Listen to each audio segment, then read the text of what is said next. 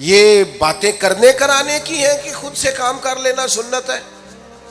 آپ نے 2 منٹ لگائے ہیں اور آپ نے کسی پر روب ڈال کے آپ فارغ ہو گئے۔ اخلاقی رویوں میں سب سے زیادہ ضروری تو دوسرے کا احساس کرنا ہوتا ہے۔ اخلاقی رویوں میں سب سے زیادہ حاجت تو دوسرے کی تکلیف اور شدت کا احساس کرنے کی ہوتی ہے۔ میرے صاحب فرمایا کرتے تھے 10 منٹ کیوں انتظار کراتے ہو لوگوں کو؟ تم نے ممبر پہ کہا تھا میں 2:15 بجے جماعت کراؤں گا، 2:16 کیسے ہوئے؟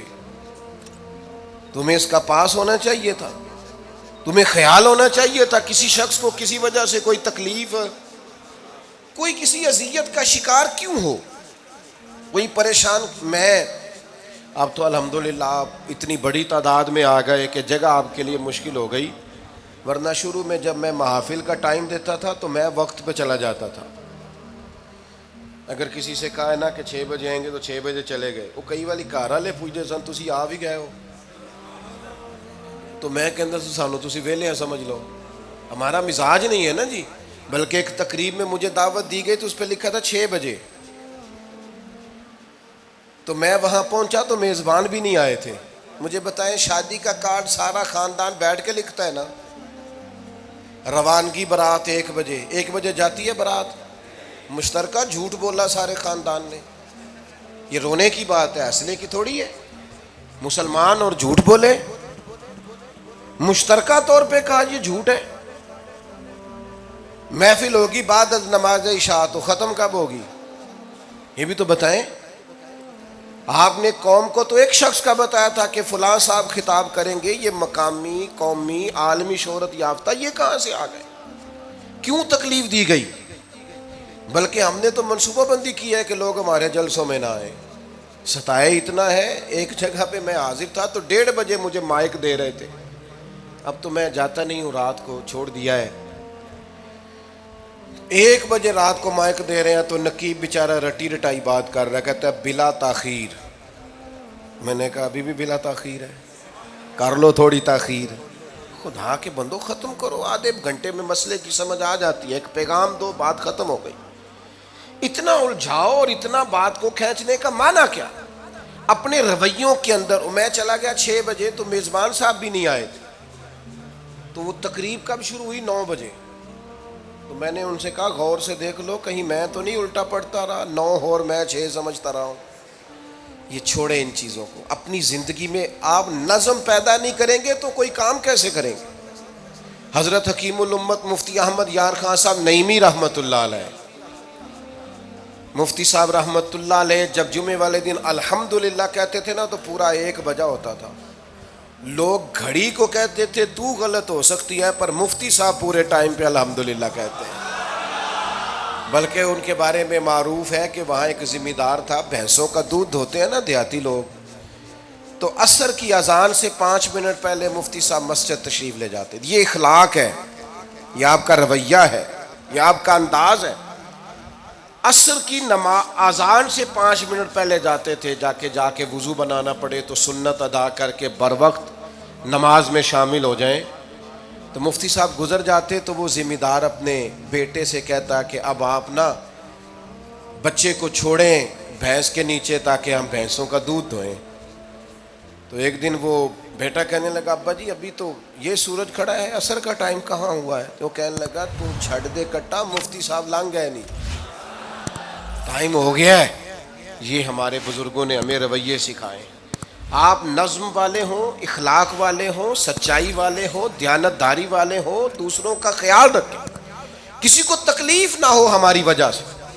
پتہ ہے رسول پاک صلی اللہ علیہ وسلم کی بارگاہ میں آ کے عرض کیا گیا یا رسول اللہ یہ ہمارے امام صاحب بہت لمبی نماز پڑھاتے ہیں، صحیح حدیث میں موجود ہے۔ نماز ہی پڑھاتے تھے نا، قرآن ہی پڑھتے ہوں گے نا، کتنا اعزاز والا کام ہے۔ یا رسول اللہ یہ بہت لمبی نماز پڑھاتے ہیں۔ اللہ کے محبوب علیہ السلام نے بلا لیا، اور لفظ پتہ کیا ہے؟ حضور فرمانے لگے میں لوگوں کو دین کے قریب کرتا ہوں، آپ دور کرتے ہیں۔ فرمایا جب بھی نماز پڑھائیں معتدل پڑھائیں۔ اور خود حضور کا عمل کیا ہے؟ حضور فرماتے ہیں جب میں نماز میں کھڑا ہوتا ہوں تو میرا دل کرتا ہے میں لمبی نماز پڑھاؤں، ہمارا جب کسی شے کو دل کرے تو ہم چھوڑتے ہیں. میرا دل کرتا ہے میں لمبی نماز پڑھاؤں، لیکن حضور فرماتے ہیں پھر پیچھے سے کسی بچے کے رونے کی آواز آتی، میں سوچتا ہوں اس کی ماں پریشان ہوگی، میں نماز مختصر کر دیتا. اور میرے بھائیوں، نماز میں بھی لوگوں کا احساس، ہماری طبیعت ہی نہیں رہی. کوئی آدمی ہارن دے رہا پیچھے سے اور سامنے گاڑی میں دو بندے کھڑے، گاڑی مین روڈ پہ کھڑے کر کے باتیں کر رہے ہیں، اور وہ ہارن بجا رہا ہے تو کہتے ہیں ٹھہر جا، آگ بجھانی ہے جا کے. ایک تو آپ نے اتنا ظلم کیا کہ آپ نے روڈ بند کیا، اور دوسرا اخلاقی رویہ یہ ہے. اور میرے بھائی یہ بھی بد اخلاقی ہے کہ آپ اپنا موٹر سائیکل مین روڈ پہ کھڑے کر کے دکان پہ چلے جائیں، لوگوں کو تکلیف میں ڈالیں گے. اسلام اس کی اجازت نہیں دیتا. رستوں کے نشان مٹانے والے کو نبی پاک نے تنبیہ فرمائی. کسی کو تکلیف ہو، اذیت ہو، اور بعض لوگ سمجھتے ہیں کہ میں نے پریشر میں رکھی ہوئی ہے دنیا، ڈرتے ہیں لوگ مجھ سے. جو ڈر کے عزت کرتا ہے وہ خوف کھاتا ہے، اور جو محبت سے تجھے سلوٹ کرتا ہے وہ تیرا احترام کرتا ہے. بعض لوگ کسی کے شر سے بچنے کے لیے بھی اسے سلام کرتے ہیں، وہ عزت نہیں ہوتی، وہ عزت نہیں ہوتی کہ یہ تو رٹا ڈال دے گا.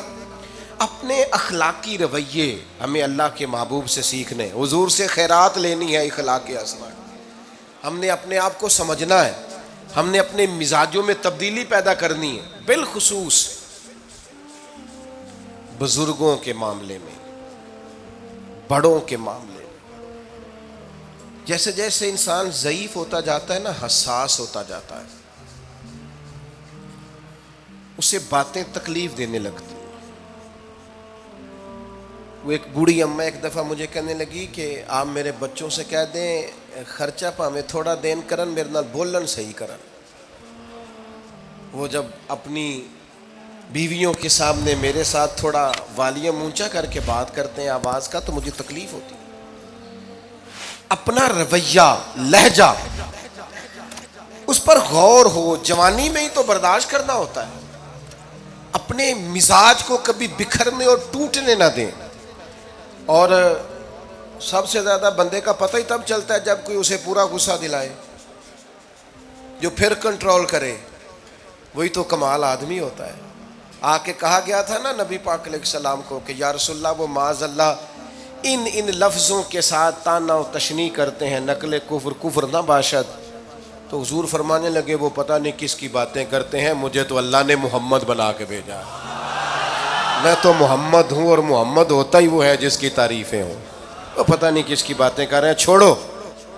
وہ پتہ نہیں اس کی بات کر رہے ہوں گے جس کا وہ معاذ اللہ نام بگاڑتے ہیں. میرے عزیز، تھوڑا سا برداشت، اور آپ جملوں سے غور کریں، کسی کے لہجے سے غور کریں کہ وہ بندہ کہیں تکلیف میں تو نہیں، آزمائش میں تو نہیں. میں پہلے ہی مختصر تقریر کرنا چاہ رہا تھا، اب آپ لوگوں نے اور مختصر کرا دیا مجھ سے، تو میں بس بات کو سمیٹنے لگا ہوں، آپ غور فرمائیں گے. ایک دن نبی پاک علیہ السلام نے سید عائشہ صدیقہ رضی اللہ تعالیٰ عنہ سے فرمایا.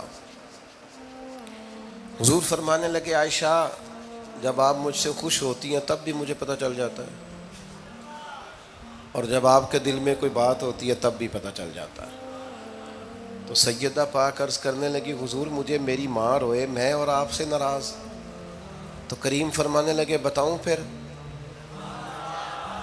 یا رسول اللہ فرمائیے. حضور فرمانے لگے عائشہ آپ کبھی کبھی قسم اٹھاتی ہیں؟ یا رسول اللہ اٹھاتی ہوں.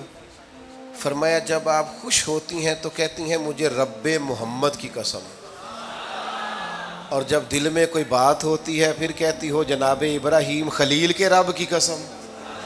پھر حضرت ابراہیم کی نسبت سے قسم اٹھاتی ہو. تو جناب عائشہ کہتی ہیں حضور کی بات سن کے جو میرا حال تھا میں بتا نہیں سکتی.